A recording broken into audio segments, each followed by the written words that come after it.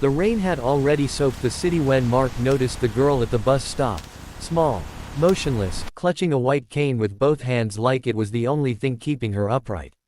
Cars rushed past, spraying water onto the sidewalk, but she didn't flinch. She didn't look at her phone. She didn't wave for help. She simply stood there, alone, facing the wrong direction, as if waiting for something she couldn't see coming. And in that moment, Mark felt a tightening in his chest he couldn't explain. Mark wasn't supposed to stop. He was already late picking up his son, Leo, from daycare. Being a single dad meant life was a constant juggling act, deadlines, school forms, dinner plans, and the quiet guilt of never quite feeling like enough. But something about the girl pulled at him. Maybe it was the way her shoulders trembled slightly, or how the rain kept dripping down her hair without her noticing. Maybe it was the memory of how helpless he'd felt the day his wife died, standing in a hospital hallway while the world kept moving around him. He parked the car and stepped out, shielding his jacket over his head as he approached. "Hey," he said gently, not wanting to scare her. "Are you okay?" The girl turned her head toward the sound of his voice, her eyes unfocused but calm. "I'm fine," she said quickly, too quickly. "I'm just waiting for the bus." Mark glanced at the digital sign above the stop. The last bus had passed 20 minutes ago. He hesitated. "Which bus are you waiting for?" "The 17, she replied. "It takes me home." His stomach sank. "I'm sorry," he said softly. "The 17 isn't running anymore tonight." Her fingers tightened around the cane. "That's not right," she said. "They said it would come." "Who said?" Mark asked. "My aunt," she answered. "She dropped me here after my appointment. She said she'd be back before dark." Her voice wavered for the first time. But she didn't come. The rain grew heavier, drumming against the shelter roof. Mark felt the familiar panic of responsibility settle in. He barely managed his own life. How was he supposed to step into someone else's? Still, walking away didn't feel like an option. "What's your name?" he asked. "Lily," she said. "I'm 16. Mark swallowed. "I'm Mark. Do you have a phone? Maybe we can call your aunt." She nodded and reached into her pocket, hands shaking as she passed it to him. The screen was cracked, the battery blinking red. Mark dialed the only contact labeled, Aunt Rosa. It rang. Once. Twice. Then voicemail. He tried again. Same result. Lily stood silently, listening to the sound of unanswered ringing. "She probably forgot," she said, trying to sound brave.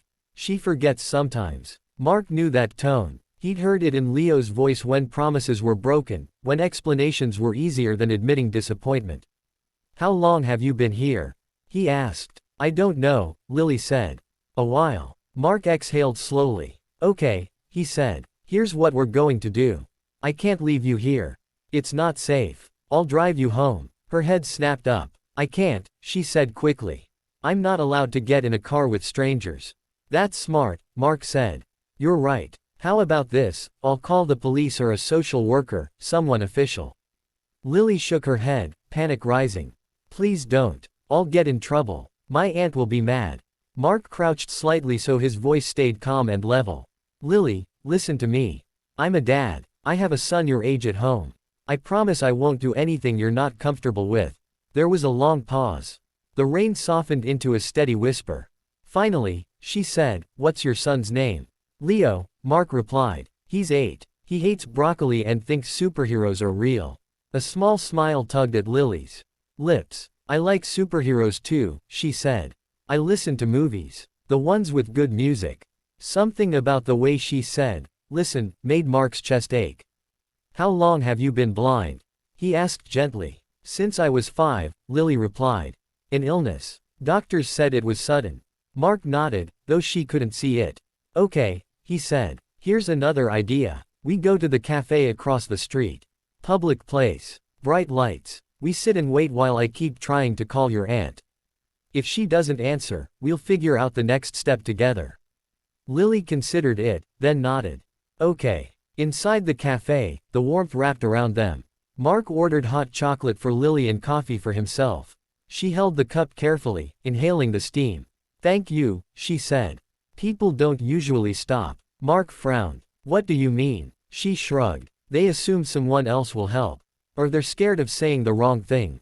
Mark thought about how many times he'd walked past people in need, convincing himself it wasn't his place. The realization sat heavy in his chest. Minutes turned into an hour. No call back. Lily's shoulders sagged as reality set in. She's not coming, she whispered. Mark made a decision, one that scared him more than he expected. Lily, he said, where's your mom? There was a long silence.